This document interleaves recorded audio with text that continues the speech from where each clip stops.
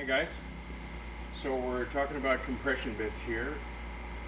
In the first part of the video we showed you a single helix compression bit.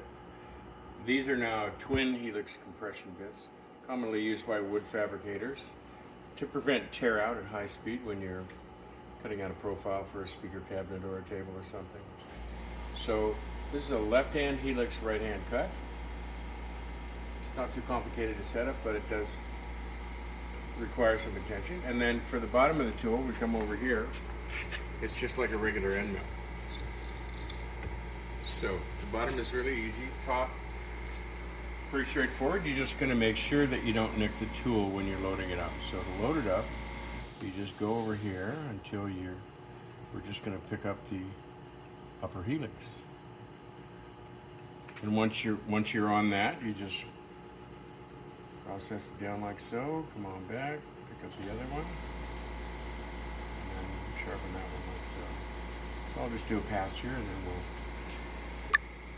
So always practice your movements first, just so you're comfortable with what's going on, and you should be comfortable.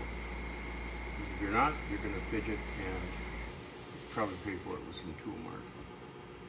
So we'll bring this in till we touch. We're using a digital readout here, so you can do all the tools the same. What we're doing is we're grinding the upper helix until it's sharp, and then we're just matching the diameter over there with the digital readout.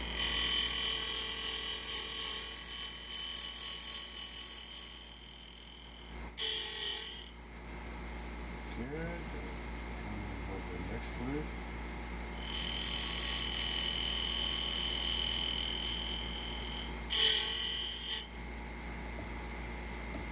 Okay, we're going to take a little more off.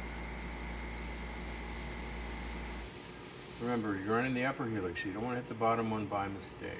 So we'll just go in close, take another pass.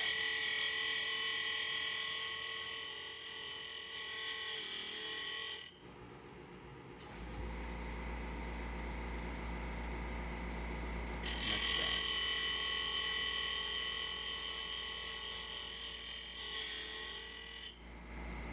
That's really all there is to it. You just go into your sharp. If you look at it under a microscope, there shouldn't be a radius here, because commonly you'll develop a rad when you're if they get through a lot of use. So over here we'll do it's the basic setup. To the bottom, just like a regular end mill. We do have a little bit steeper primary though, because this tool cuts at 18,000 RPM, so that's pretty fast.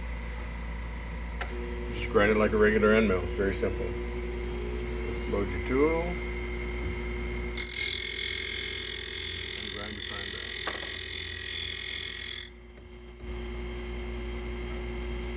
Once again, always make sure you're comfortable with your movements before you start your move.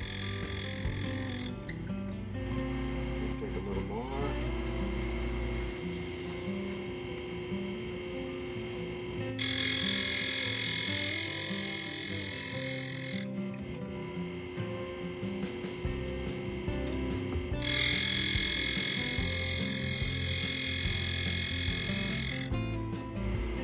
That's all there is to it. Pretty easy to do.